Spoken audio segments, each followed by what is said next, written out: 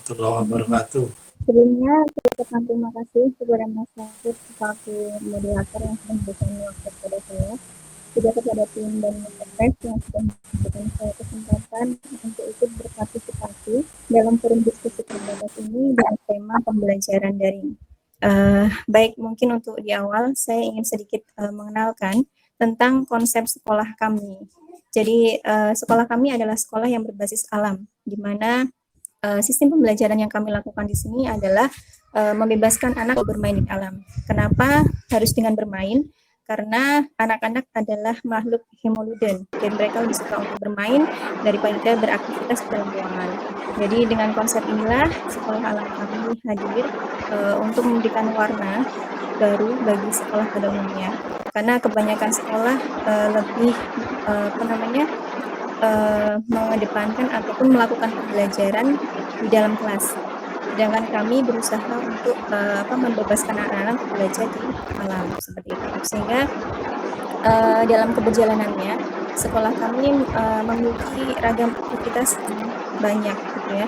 Sehingga diperlukan aktivitas, diperlukan strategi, diperlukan kegiatan-kegiatan yang bisa yang dirancang untuk bisa membuat anak senantiasa bergerak agar tidak bosan.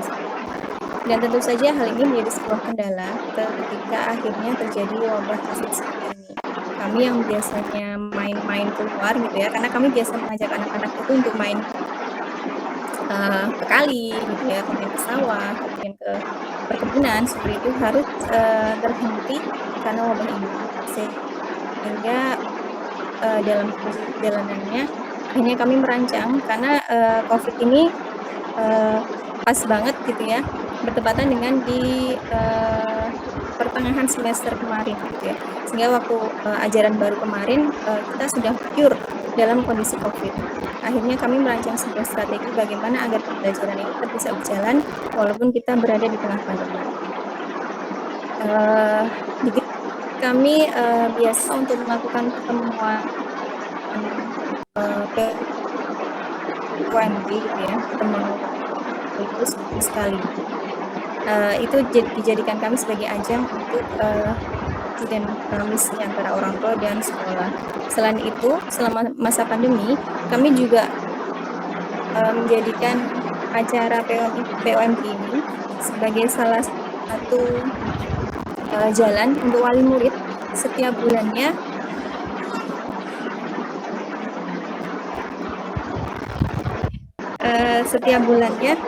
untuk mengambil tugas di sekolah. Jadi di sekolah kami menyediakan sebuah kotak yang kami kasih nama kotak eksplorasi gitu ya. Di mana dalam kotak eksplorasi itu nanti akan terdapat tugas, kemudian proyek-proyek yang harus dilakukan oleh siswa selama di sekolah, selama di rumah dalam jangka waktu 1 bulan. Jadi semua material pembelajaran sudah kami siapkan di sini.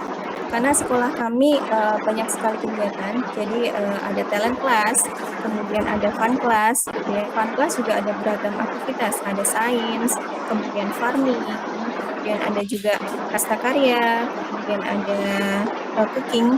Semua pembelajaran itu kami rancang selama 1 bulan dan semua perangkat yang dibutuhkan untuk pembelajaran anak selama 1 bulan kami siapkan dan kami masukkan ke dalam kotak eksplorasi tersebut.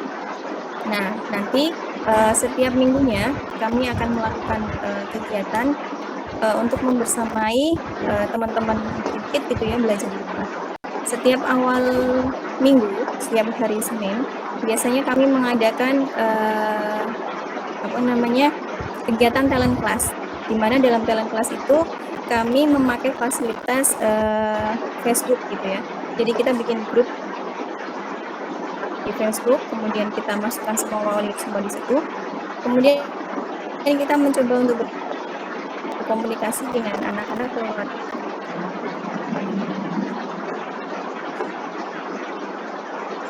karena selama pandemi kita nggak bisa ketemu langsung ya, paling nggak seminggu sekali lah mereka bisa melihat kami seperti itu. Nah nanti waktu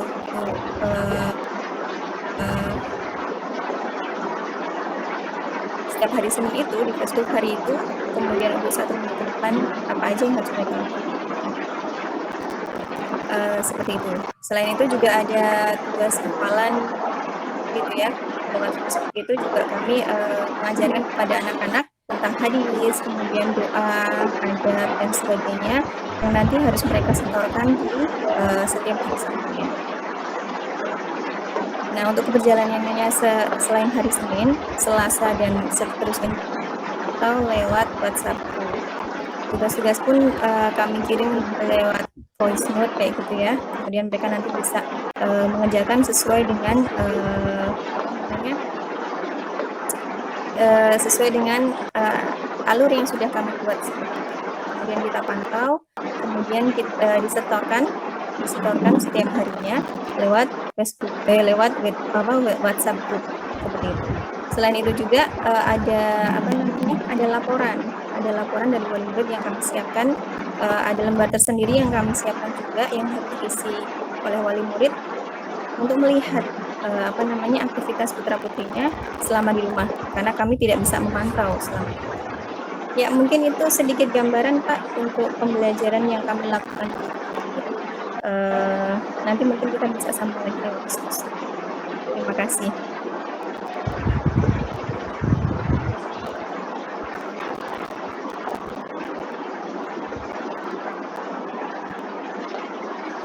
Nggak kedengeran suaranya.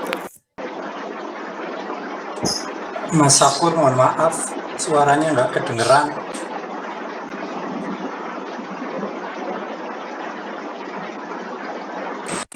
Halo, suaranya udah masuk ya? Iya, oke. Saya narasumber yang lain, mungkin Bu Ningsih bisa disebutkan ini jumlah peserta didik ada berapa sama jumlah pelajar di situ? Oh ya, untuk peserta didik kami membatasi siswa Pak. Jadi maksimal di tempat kami ada 10 orang dengan tenaga atau fasilitator ada 2 orang. Kenapa? Oh, fasilitator 2 orang. Ya, kenapa kita membatasi peserta didik? Karena tadi yang sudah saya sampaikan bahwa sekolah kita ramah dengan bakat. Sehingga kita ada 2 rapot di sini, ada rapot bakat, kemudian ada rapot secara kedinasan. Dan rapot bakat itu lebih jelimet gitu ya, karena mengerjakan dan ketika itu harus personal anak benar-benar kita amati. Sehingga kalau misalkan banyak, kita tidak bisa mengcover semuanya, sehingga untuk sekarang kita masih membatasi siswa masih maksimal 10 orang. Seperti itu. Oh, nggih. Baik, saya ke narasumber berikutnya, Pak Agus Sunaryo, selaku Ketua PGRI Kebumen. Di Banyumas sebelumnya sudah ada uji coba pertemuan tatap muka setelah sekian lama via daring. Pun demikian, kemarin masih ada saja temuan, baru saja dimulai uji coba, sudah ada rekan guru yang kemudian terkonfirmasi positif, sehingga kemudian sekarang diberlakukan lagi sistem daring. Nah, kalau di Kebumen sendiri seperti apa ini, Pak Agus Sunaryo? Monggo, Pak Agus Sunaryo.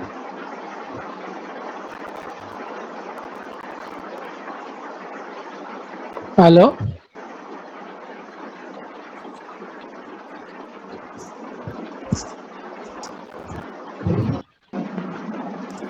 Ini suaranya belum kedengaran apa dia? Pak Sakur, Pak Agus Sunaryo lagi ganti laptop. Ada trouble di tadi itu, ada trouble di ini. Oh iya. Di HP-nya.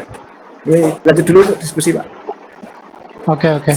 Mungkin saya kembali dulu ke Bu Ningsih, nggih. Nggak apa-apa, nanti dilanjutkan ke Pak Agus. Saya kembali lagi ke Bu Ningsih. Sekolah alam ini sudah berjalan berapa lama gitu, nggih? Kemudian sudah berapa lulusan begitu? Mungkin bisa diceritakan juga. Kalau saya amati tadi kan juga di tengah pandemi ini sudah berubah strategi, bahkan mengurangi pertemuan via online Facebook, via WA group, kemudian tugas itu dikirim ke rumah, bahkan sudah melakukan penyesuaian. Nah, ini sekolah alam di Sokaraja ini sudah berjalan berapa lama gitu? Jadi kita ini angkatan kelima ya, ini angkatan kelima, tahun kelima, dan kita sudah meluluskan 4 kali lulusan Pak. Sudah tahun kelima gitu. Ya, betul. Saya buka, monggo langsung saja untuk teman-teman yang lain yang sudah hadir di grup ini untuk bertanya ataupun memberikan gambaran tentang situasi pembelajaran daring saat ini. Saya kira di grup ini juga banyak wali murid nih. Seperti kita tahu ternyata daring itu juga tidak sepenuhnya mudah, ada tantangan-tantangan tersendiri. Monggo, Pak Udin mungkin kalau mau menyampaikan sesuatu. Terima kasih Mas Syafur. Saya mungkin bertanya karena saya sekarang sudah nggak jadi wali murid, tapi jadi wali mahasiswa. Oh iya, luar biasa. Mantap. Terima kasih, menarik sekali apa yang disampaikan oleh saya manggilnya Miss saja biar singkat, Surya Agustiningsih ya. Iya. Ya, tentang sekolah alam Green Kid ini ada banyak hal yang menarik, terutama kaitannya dengan situasi pandemi saat ini. Ini kan sekolah alam yang kalau tidak salah tagline-nya adalah sekolah berbasis fitrah kalau tidak salah. Ya. Sebagaimana kita tahu bahwa fitrah anak-anak itu kan ingin bermain sebagaimana dunia mereka, karena saat ini memang dunia mereka yang paling dominan adalah bermain. Pertanyaan saya yang pertama, bagaimana terkait situasi kondisi dan di saat pandemi ini, bagaimana pihak sekolah memberikan edukasi kepada anak-anak terkait dengan situasi pandemi saat ini, karena mereka fitrahnya adalah mereka bermain, yang namanya anak-anak susah dikendalikan, kapan saja mau main, kapan saja pengen keluar rumah, pengen bertemu dengan temannya, pengen bermain kemana. Padahal kita juga tahu bahwa corona adalah sesuatu yang sangat berbahaya, yang ironisnya itu tidak kelihatan. Pertanyaan pertama mungkin itu bagaimana pihak sekolah dalam hal ini Green Kids memberikan edukasi kepada anak-anak bahwa sekarang dalam situasi masa pandemi. Kemudian yang kedua terkait dengan metode pembelajaran yang tadi disebutkan oleh Miss Surya Agustiningsih, ada yang saya tangkap tadi ada kotak eksplorasi, ada melalui voice note dan semacamnya, melalui Facebook dan lain-lain. Kendala apa sih yang paling dirasakan saat ini terkait dengan model pembelajaran semacam itu, dan apakah pernah ada evaluasi sejauh mana efektivitas model pembelajaran lewat yang saya sebutkan tadi? Terima kasih, dua pertanyaan untuk Miss Surya Agustiningsih. Nanti kalau ada pertanyaan lain bisa dilanjut. Terima kasih, Mas Syafur. Monggo Bu Ningsih memberi jawaban dulu, nanti baru saya lanjutkan ke Pak Sunaryo. Baik, terima kasih pertanyaannya Pak. Tadi ada dua pertanyaan ya yang disampaikan. Yang pertama, bagaimana cara mengedukasi anak terkait dengan corona dihubungkan dengan mereka yang jadi sebenarnya anak-anak itu adalah makhluk kecil gitu ya, yang punya rasa ingin tahu yang besar. Sehingga sebenarnya mereka memang mereka ada. Jadi usia-usia sebenarnya kan mereka sedang merasa bahwa mereka adalah pusat dunia. Ya, usia 3 sampai 5 tahun itu kan kalau kita sering melihat anak-anak itu kan sangat bukan egois ya, tapi sangat kadang tidak mau berbagi dan sebagainya kayak gitu. Itu menunjukkan bahwa mereka sedang menunjukkan eksistensi mereka di dunia sebenarnya, menganggap mereka adalah pusat dunia. Sehingga sebenarnya mereka bisa diajak diskusi gitu ya, ketika kita memang menjelaskan dengan bahasa yang dipahami. Dan itu yang sering kita terapkan di prinsip, bagaimana kita mengajak anak-anak itu untuk bisa bertanya gitu ya, kemudian menjawab pertanyaan anak-anak itu secara detail gitu, dan tidak ada yang ditutup-tutupi. Jadi apa adanya. Ketika misalkan kita menjelaskan, kita jelaskan apa itu, apa aja kan, kemudian kemudian bagaimana cara penularannya dengan bahasa yang sangat sederhana, bahasa yang simpel tapi bisa mereka pahami. Sehingga ketika mereka sudah paham bahwa ternyata corona itu punya dampak buruk untuk mereka, dan masyarakat juga, mereka akan dengan mudah untuk mengingatkan mereka melanggar gitu, keinginan untuk melakukan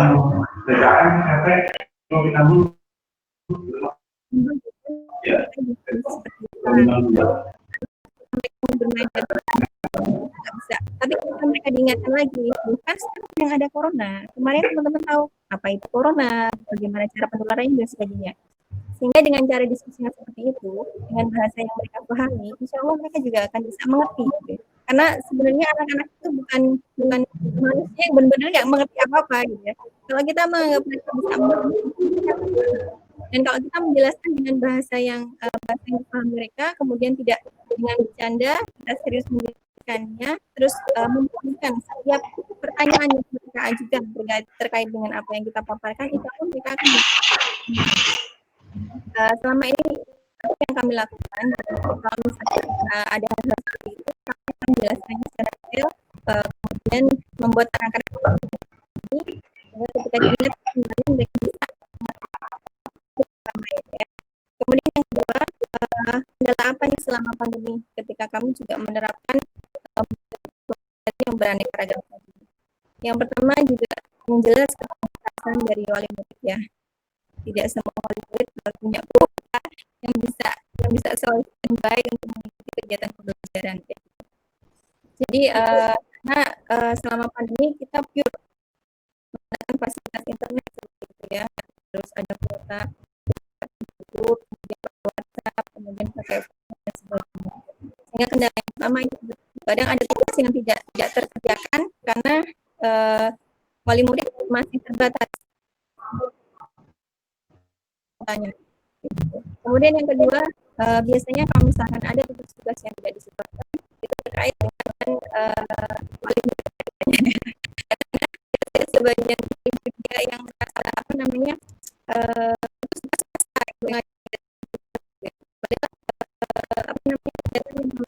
yang kami berikan di sekolah kami itu sebagian besar itu harus bersama dengan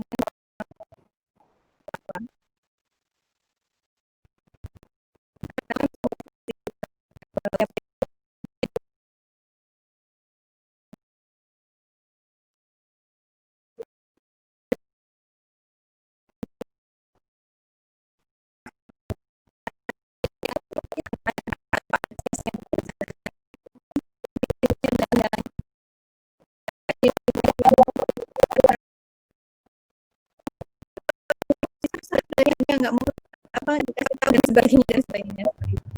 Misalkan wali kooperatif, kemudian bisa bicara bagaimana dengan misalnya seperti itu Pak. Baik, terima kasih Bu Ningsih. Ananya. Audin.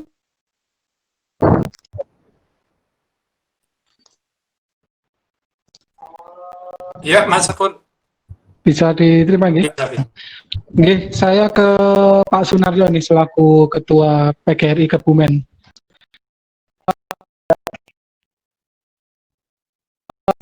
Kalau di Kebumen apakah juga sudah menerapkan atau kemudian sudah ada pembelajaran tatap muka, dan tatap muka sedang dalam tahap uji coba, tapi kemudian ada guru yang terpapar. Nah, ini sekarang kembali ke online lagi.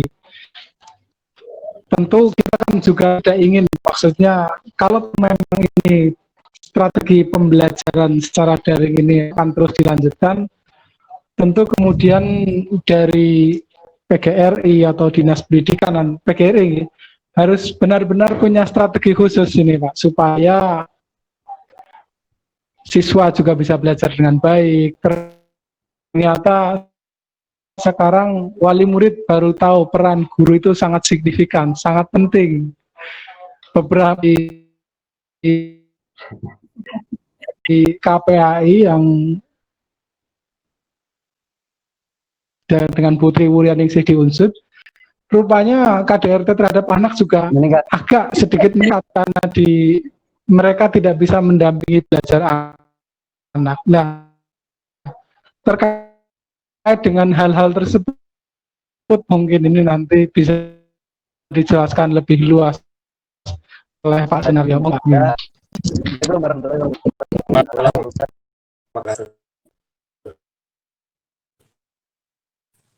Terima kasih sudah yang forum ini. Ini tidak kayak bertemu secara langsung pembelajaran di masa pandemi COVID-19 ini. Ya, kalau di proses pembelajaran jarak jauh. Jadi kita patuh terhadap SKB 4 Menteri, walaupun itu sudah ada perbaikan pelonggaran begitu, yang awalnya itu adalah di SKB 4 Menteri itu yang boleh melakukan proses pembelajaran tatap muka hanya daerah yang pada peta zona risiko itu adalah yang zona hijau. Terus akhirnya ada pelonggaran di zona kuning. Iya. Nah, kebetulan, halo, bisa didengar? Ya, Pak. Bisa Pak. Lanjut, kemudian kebutuh pada Agustus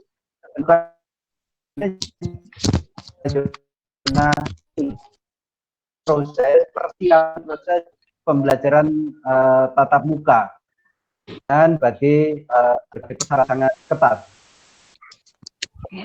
Akan tetapi bahan itu sudah zonanya sudah berubah menjadi zona orange, dan kebetulan pada saat ini justru meningkat lagi zonanya ini menjadi zona merah, sehingga di Kebumen sampai ini kebijakannya adalah belum dijadikan untuk melakukan proses pembelajaran tatap muka. Terkait dengan itu, pandemi COVID-19 dimulai bulan Maret,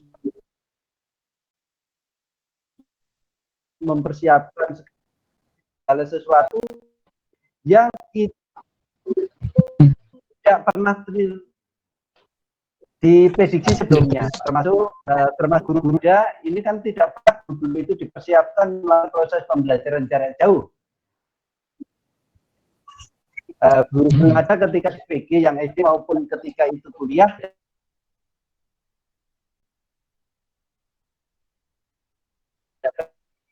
adalah tetapi mau tidak mau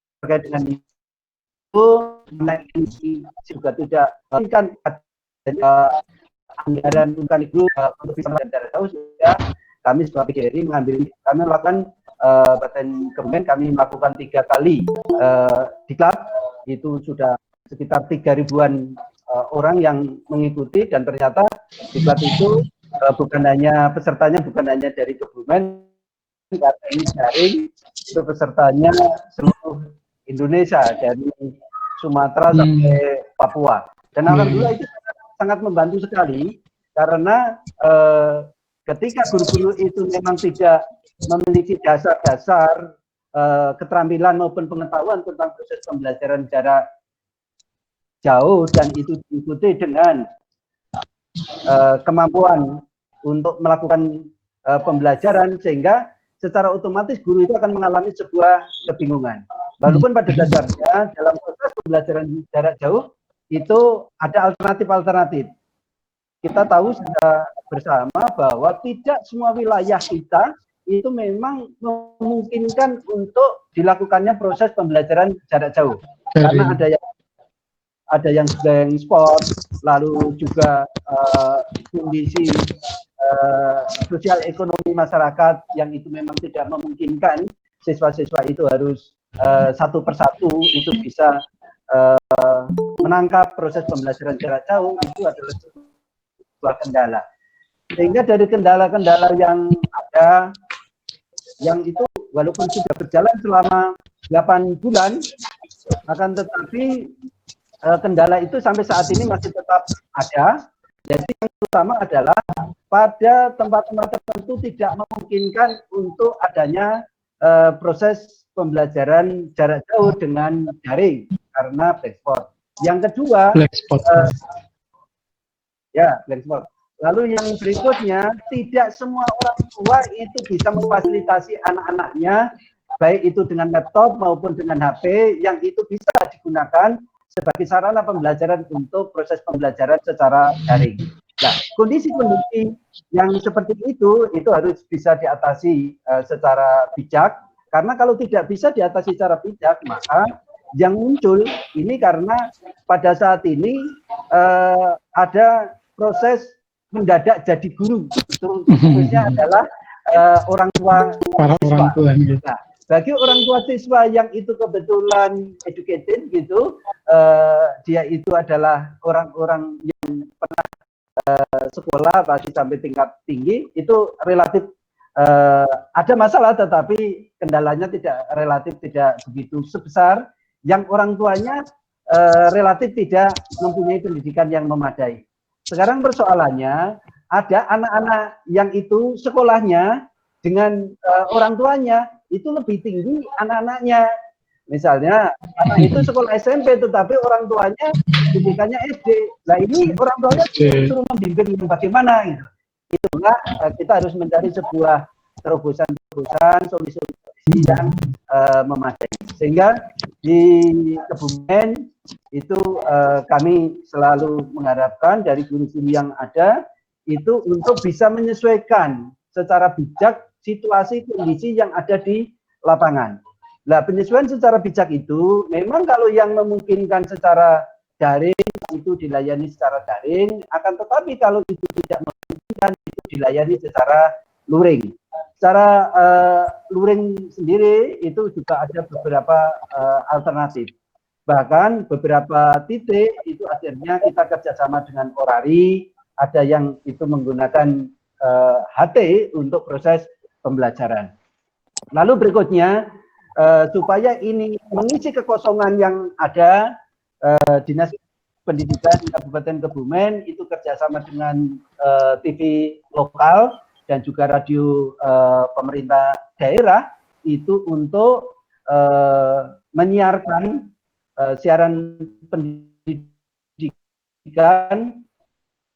untuk proses pembelajaran ini secara rutin harian. Itu jamnya sudah pasti dari anak tingkat SD, SMP, bahkan ini sampai SMA. Sehingga dari berbagai macam strategi tadi pada dasarnya kita harap jangan sampai kondisi COVID-19 ini mengakibatkan hilangnya generasi, lost generation yang itu memang itu di depan mata, itu bukan sesuatu yang itu tidak akan terjadi. Karena 8 bulan anak-anak ini yang itu tidak mendapatkan proses pembelajaran bagaimana mestinya, kalau hanya proses yang terkait dengan ilmu pengetahuan, mungkin itu pada waktu yang lain bisa nanti diberikan pembekalan tambahan-tambahan. Tetapi yang sangat menjadi sebuah keprihatinan ini adalah terjadinya perubahan perilaku, terjadinya perubahan pembiasaan yang dilakukan oleh anak-anak dengan adanya penyesuaian terhadap kondisi COVID ini. Karena anak-anak itu secara otomatis ketika itu harus berada di rumah, dia tidak mempunyai tuntutan. Kalau pagi itu dia harus bangun pagi, sholat, makan sarapan pagi, berpakaian yang rapi. Kebiasaan itu sebenarnya dihilang. Sehingga tidak jadi anak-anak itu ketika melakukan perjalanan jarak jauh, kalau ini misalnya itu dengan WA misalnya seperti itu, ya bisa jadi anak-anak itu berada di mana seperti ini, tetapi ternyata anak-anak itu mandi karena memang tidak ada mempunyai tuntutan ya harus mandi harus mati tidak seperti itu. Itu adalah penjelasan yang sifatnya menjadi masalah dasar. Kalau hanya persoalan itu bisa dianggap bahwa penyebabnya persoalan mana. Tapi ada sebenarnya di atas satu sekolah kami itu yang biasanya anak-anak itu dibiasakan untuk sholat duha pada waktu pagi hari itu ketika itu pada masa COVID ini isunya sudah 0%. Tidak ada anak yang itu sholat bukan gitu. Ini sebuah persoalan yang sebenarnya itu juga akan merubah perilaku siswa dan itu juga akan membentuk karakter yang cenderung negatif. Betul kali ini orang-orang harus memfasilitasi dengan APP misalnya dari itu. Anak penggunaan APP itu untuk kegiatan pembelajaran dengan penggunaan untuk kegiatan yang sama itu adalah bentuk tekanan jadi itu juga itu main game atau yang lainnya dan tidak tertentu kemungkinan ini anak-anak ini juga adanya karena tidak memungkinkan orang tua memantau selama 24 jam maka ada efek dengan APP yang biasanya itu negatif. Itu yang perlu kita antisipasi secara bersama. Kalau persoalan yang sifatnya adalah pelajaran itu bisa antisipasi dengan memang kita tidak terus untuk proses pelajaran itu bagaimana caranya. Kita akan menerapkan kurikulum yang baru kalau seperti itu Mas.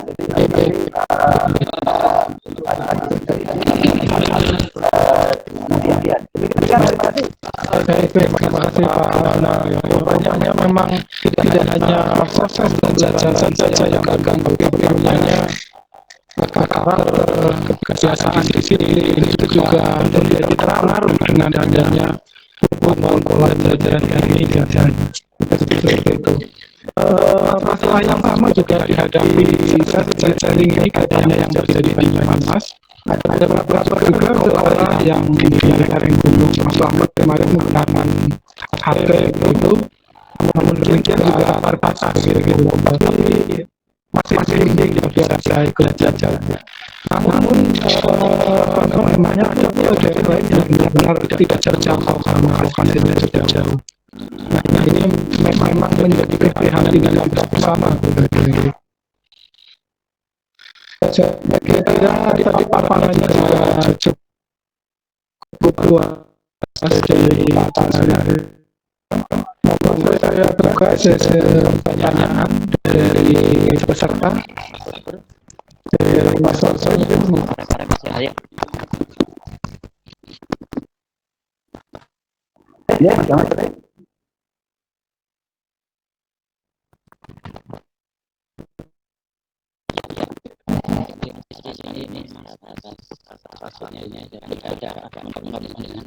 Siswa sudah ada penyaringnya seperti itu dan ini saya selalu wali murid ini Pak, saya selalu wali murid memang sedikit agak ada sudah ini Pak dengan selaku PGRI Kabupaten Madiun walaupun di sini saya dari Banyumas itu Pak, di sini hanya kita ingin ada sedikit penjelasan dari Pak.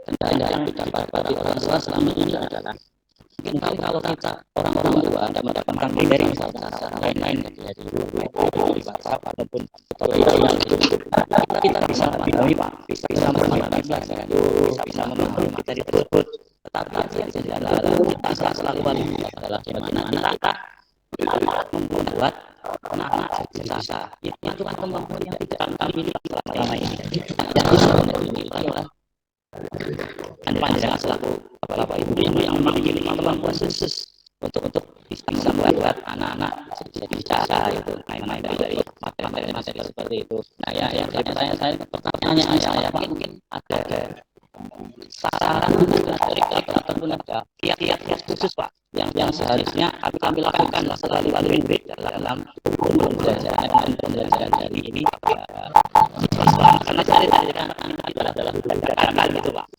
Mungkin bisa kita cara-caranya Pak. Bagaimana kiat-kiat kami selalu murid setidaknya anak-anak bisa lebih baik dari saat ini. Karena kemarin saya dicoba Pak saat dia telah mencoba saya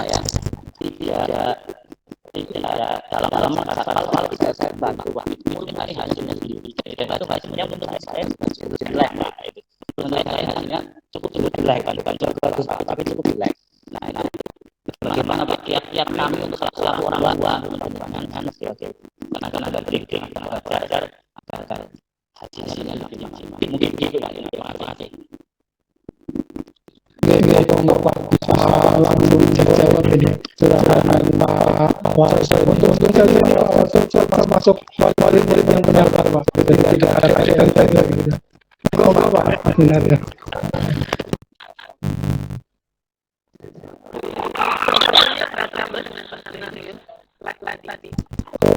Oh begitu ya sayang sekali ini. Jangan saya lanjutkan pertanyaan ini asal yang mungkin dari sisi mungkin karena apa namanya saya kira ini mewakili surat hal yang menurut saya tidak bisa jadi lebih dari 50% bahkan yang mempunyai kendala semacam itu seperti dijelaskan oleh Pak pun tidak semua murid itu bisa beradaptasi secara langsung ketika mereka harus melakukan fungsi-fungsi sebagai pengajar gitu. Ini menurut pendapat saya Pak, nanti akan berikan pendapat sebenarnya. Baik ini itu baik kendala yang ada oleh yang dijelaskan sama Ibu yang mengatakan bahwa nggak bisa jadi pernyataan dari sendiri. Sebenarnya kalau dari sisi tadi banyak sekali, kenapa akhirnya orang-orang itu malah bisa tidak bisa mengerti anaknya sendiri seperti itu. Bagaimana sebenarnya komunikasi antara orang tua dan anak kok bisa tidak sambung sehingga ada hal yang tidak bisa disampaikan. Seperti tadi yang bisa dipahami oleh orang tua, tapi tidak bisa terdistribusi ke anak. Kenapa bisa seperti itu? Karena harus kita temukan juga jawabannya. Jadi sebenarnya bukan masalah sekolah atau tidak sekolah sebenarnya ya. Jadi pendidikan anak pada dasarnya adalah kewajiban dari orang tua. Orang tua yang harus memberikan bekal gitu ya pendidikan kepada anak-anaknya. Cuma kondisi sekarang banyak sekali sekolah-sekolah yang rutin sehingga peran orang tua untuk mendapatkannya tergantikan dengan sekolah tersebut. Dan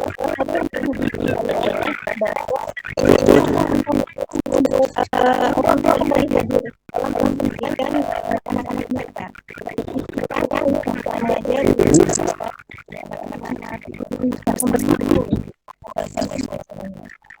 Jadi kalau menurut saya santai saja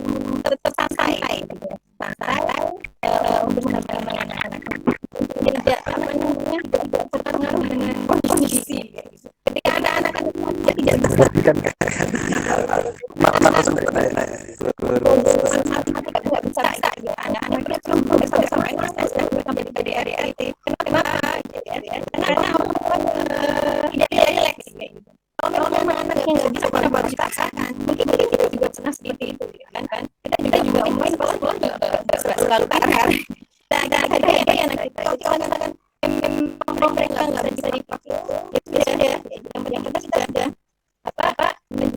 menjelaskan, mencoba memberi jalan-jalan yang baik, memberikan yang baik untuk anak-anak. Kalau memang mereka tidak bisa menerima, tidak bisa menangkap, sudah jangan lalu target yang terlalu tinggi dalam kondisi yang seperti ini. Jadi ini ada relax saja. Terus apa namanya? Baik.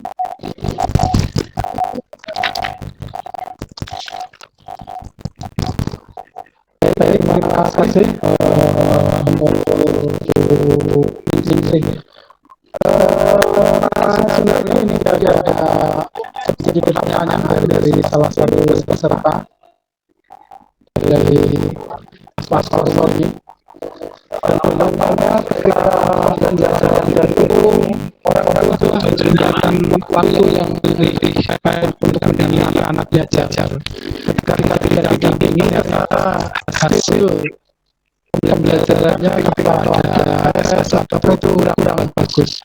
Namun mungkin ya tidak hanya orang-orang itu yang kemudian bisa memerankan diri berfungsi sebagai pengajar secara utuh gitu ya, karena dia pasti disingkatkan harus kerja mencari nafkah atau urusan yang lain gitu. Nah, pertanyaannya tadi dari Mas Waris ini ya apa tips atau saran dari Pak sebenarnya seperti apa? Monggo Pak bisa dijelaskan. Lagi sedikit pertanyaannya apa? Suaranya agak hilang gitu. Oh iya, itu ya jelas. Ini ada pertanyaan dari Mas Sarso ya. Selama ini kali murid yang susun kalau mendampingi anaknya untuk belajar secara daring. Jika tidak didampingi hasilnya jelek, tapi kalau harus didampingi orang tua juga apa namanya betul-betul banyak ya sebagainya. Nah, dia butuh tips atau saran dari pandangan. Ya, terima kasih. Jadi pada dasarnya tuntutan kurikulum itu memang ada itu menjadi seolah-olah kayak sebuah tuntutan yang suatu mengikat target yang seperti biasa pada proses pembelajaran biasa. Karena itu kondisinya adalah memang kondisi darurat. Jadi kondisi darurat itu memang mau tidak mau harus memahami segala sesuatunya. Dan orang tua harus memahami kalau orang tua tidak memiliki pengetahuan yang memadai untuk memberikan pendampingan khususnya dalam hal proses materi pembelajaran. Sehingga yang diutamakan itu adalah pendampingan secara logis dari orang tua. Nah, peran ulama dalam hal ini itu jelas. Sehingga kemudian itu ada yang namanya guru junjung. Guru junjung itu dari satu titik ke titik yang lain itu pada dasarnya untuk memberikan pendampingan bukan hanya kepada siswa tetapi kepada orang tua dan lain-lain itu adalah bagaimana sehingga juga dalam rangka untuk menghindari terjadinya kekerasan dalam rumah tangga yang diakibatkan karena orang tua tidak sabar ketika melakukan pendampingan kepada anak. Nah, adanya guru junjung itu adalah salah satu alternatif. Dan memang ketika itu guru junjung satu itu akan mengalami kesulitan sehingga kita mengambil suara dalam tanah itu ada kelompok belajar yang itu disesuaikan dengan kebiasaan anak di dalam permainannya begitu sehingga itu dibuat kelompok 3, 4, 5 dalam satu titik dan guru datang terus bisa komunikasi dengan anak juga bisa komunikasi dengan orang tuanya biasanya kalau di Kementerian itu tempatnya itu bergilir begitu ketika guru sehingga bisa bersama dengan orang tuanya dan ada komunikasi dan antara sekolah dengan orang tua itu. Mas Soso, gimana Mas Soso? Bisa diterima gitu. Untuk berikutnya, Jelaskan dari silakan untuk menanya berikutnya. Barangkali ada yang mau masuk dari Mbak Idri atau Mas Yudha yang lain.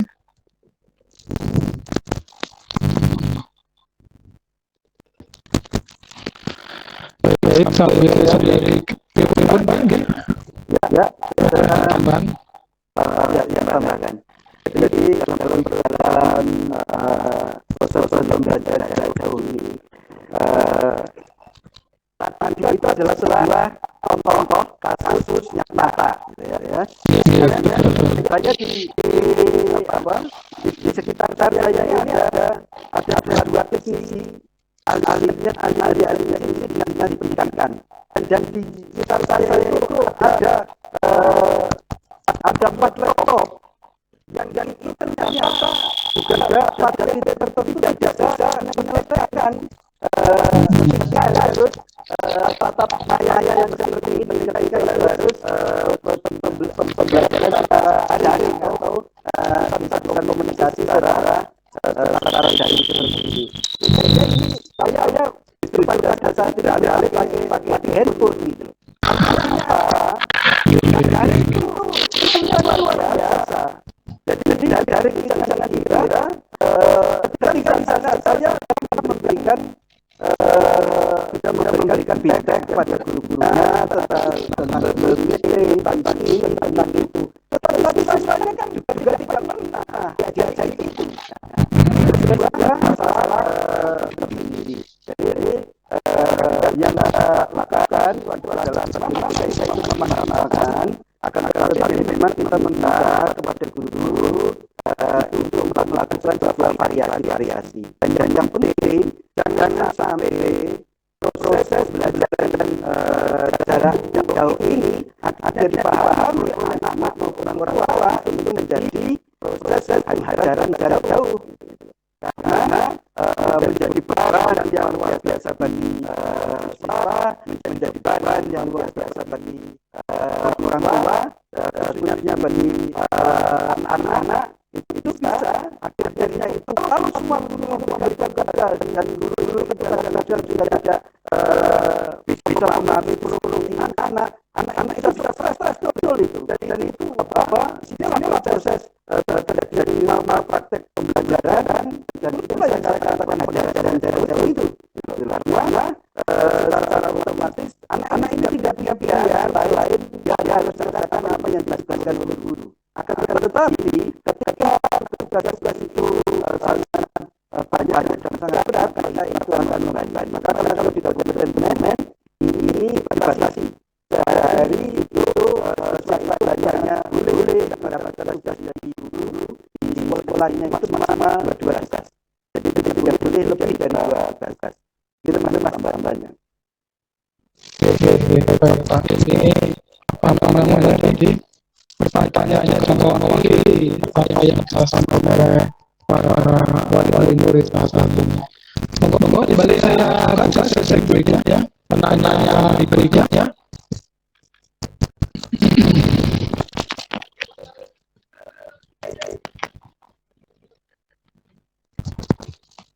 Belum ada ya. Kalau menurut saya ini memang kalau kita review ya bahwa pendidikan harus berjalan, pandemi masih terjadi, angka kasus penularan COVID juga masih terjadi. Bahkan di Banyumas 2 minggu terakhir itu datanya 215. Kalau awal bulan kemarin masih di angka 919, ditambah 215.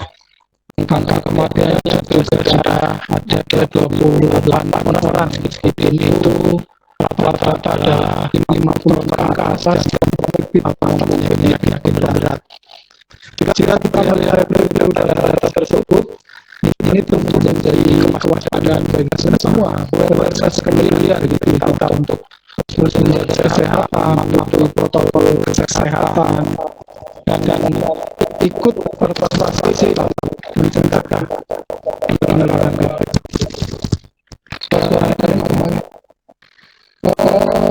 Apa namanya? Namun demikian bahwa live sekolah harus tetap berlanjut jalan, ekonomi jalan, pendidikan juga berjalan supaya tidak terjadi kemunduran peradaban tentunya. Apalagi negara-negara yang masih negara berkembang. Untuk peran semua pihak, guru saya kira juga sudah peran sangat maksimal gitu.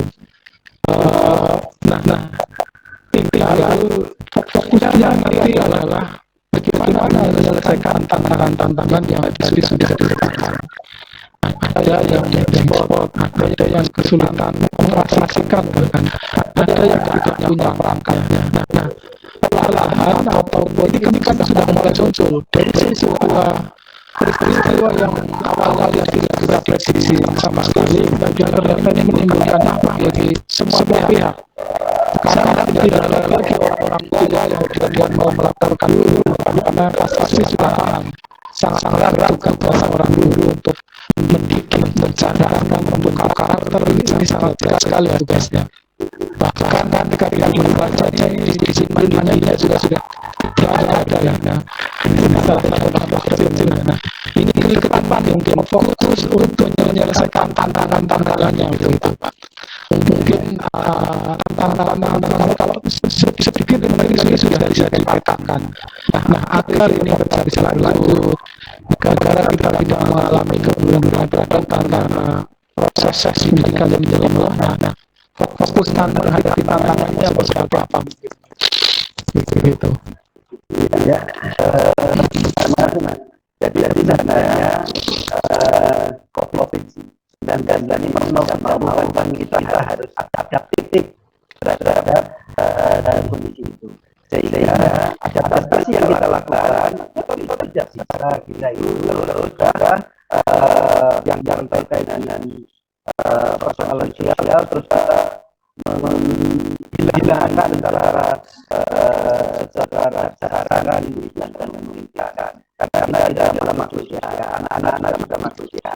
Cuma yang perlu kita katakan adalah bagaimana adaptasi terhadap pandemi COVID ini kita patuh sehingga anak-anak itu juga harus betul-betul kita ajarkan untuk mematuhi protokol kesehatan itu, memakai masker, lalu mencuci tangan, menjaga jarak, gitu. Sehingga ketika itu dilakukan secara tertib, maka sebenarnya kita bukan bacanya tidak bersahabat, tetapi kita bisa adaptasi dengan situasi yang ada. Sehingga dengan demikian maka kita berharap khususnya yang terkait dengan pembelajaran ini nanti ada solusi dan kawan-kawan yang tidak dulu lama sehingga anak-anak itu bisa kembali sekolah lagi, tetapi risiko penularan itu betul-betul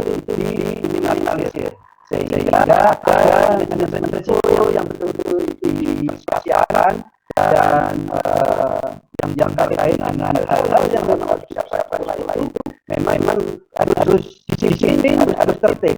Cuma masalahnya kadang-kadang kita ini tidak tertib. Anak-anak kita juga tidak mudah untuk ditertibkan. Khususnya di sana, kalau pun itu berkerumun, ada masyarakat misalnya.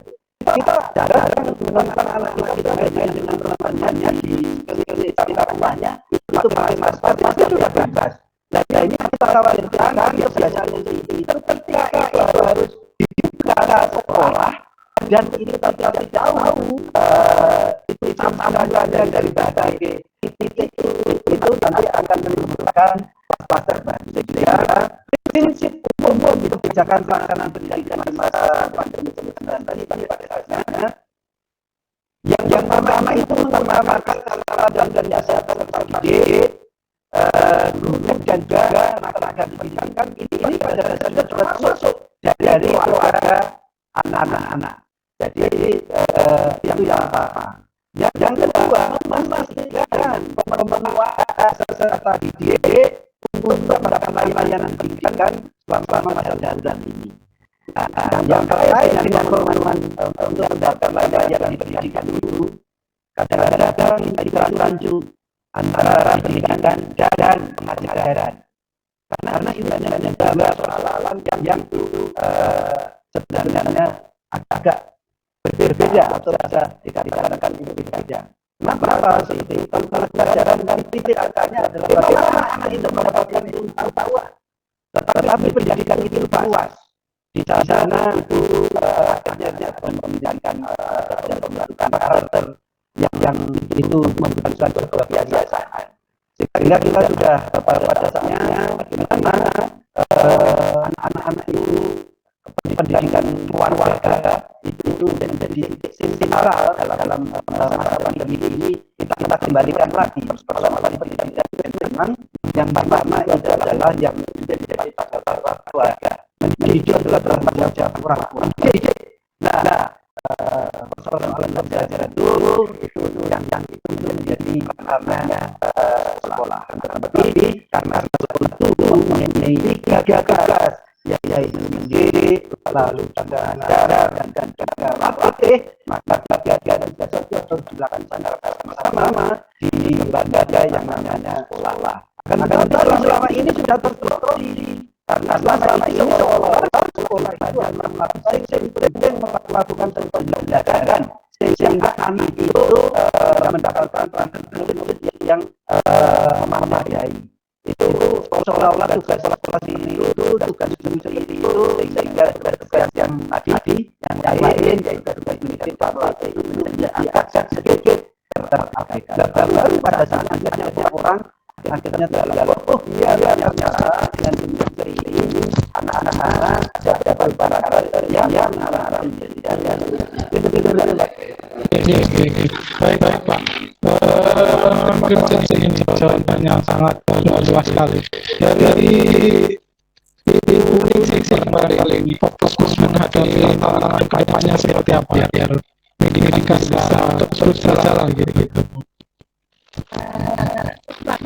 Apa yang sudah juga dikatakan oleh Mas Narin ya. Ini kita belajar dari pemerintah apa yang pemerintah terapkan sejak ini dengan alasan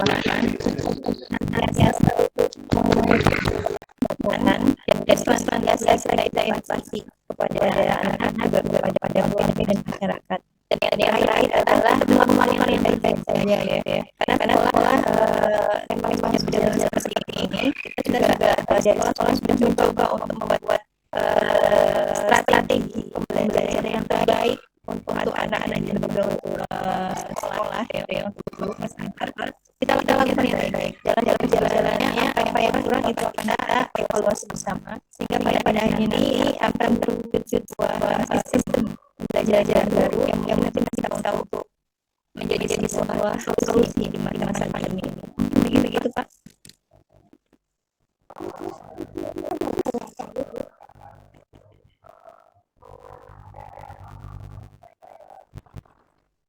Saya ulangi lagi jika masih ada.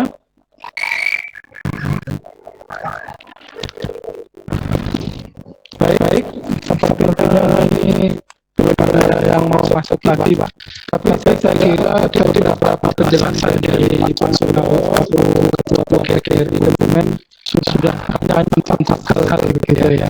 Tinggal mungkin pasang ini Pak bagi para wali murid bisa sebelum ini nanti akhir diskusinya agar mereka tetap bisa menjalankan peran sebagai orang tua tapi juga bisa mendidik anak dengan baik begitu Pak. Ya, pasti pada usia yang seperti ini orang-orang tua akhirnya tahu bagaimana caranya itu mendidik, mengajar, melatih anak-anak. Jadi anak-anaknya sendiri saja itu kadang-kadang orang tua sudah tidak sabar. Nah ini diserahkan sebenarnya kepada orang lain yang kadang-kadang orang-orang ketika itu mempunyai yang baik ya dalam mendidik gitu. Karena kalau orang ngajar dengan mendidik juga kalau mendidik dalam pendidikan anak mempunyai karakter yang baik bahasa dan lainnya itu adalah akhlaknya dia yang menjadi baik dan dalam proses pendidikan itu ada yang namanya riba dan manusia. Jadi ketika itu ada teman itu dalam pendidikan itu adalah pelajaran karena pelajarannya itu adalah dalam rangka untuk meluruskan mengarahkan dan yang baik dalam ini kami adakan orang tua pada dasar ini menjadi lebih sabar karena peran dua diambil alih oleh orang tua dan orang tua harus tahu ternyata kan ini seperti dan sampai saat ini tentunya saya sebagai PGRI karena ambil ini yang kita mengalami kesulitan khususnya adalah untuk memenuhi kebutuhan sehari-hari karena orang tua kesadaran untuk partisipasi masyarakat dan kaitan dengan daya di sekolah masalah gitu karena banyak guru yang menggantungkan aktivitasnya sebenarnya dari sekolah. Untuk anak-anak itu sekolah, maka orang tua bisa bayarkan secara itu tidak ada penggalangan dana dari masyarakat terus menggunakan sekolah. Tapi di masa pandemi ini karena orang tua merasakan beberapa itu yang dijanjikan kepada anak-anak itu, kalau ini tidak cacar kok orang tua yang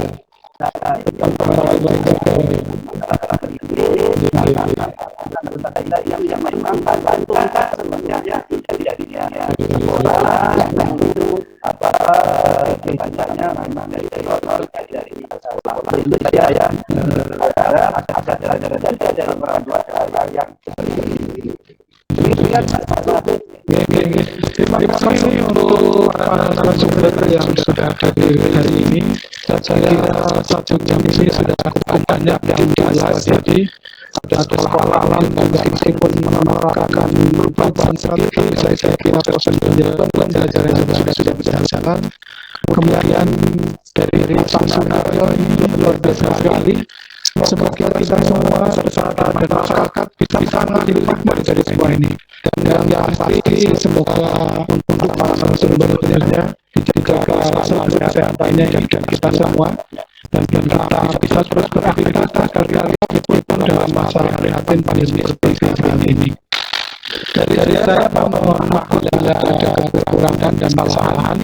Sebelum saya tutup nanti hasil diskusi kita akan kita publish di Banyumas Express dan Banyumas Express, serta kita publish juga di medsosnya Banyumas Express, dan kita laporkan juga ke tim pusaka Studi Nasional. Terima kasih atas partisipasinya. Mohon maaf. Wassalamualaikum warahmatullahi wabarakatuh.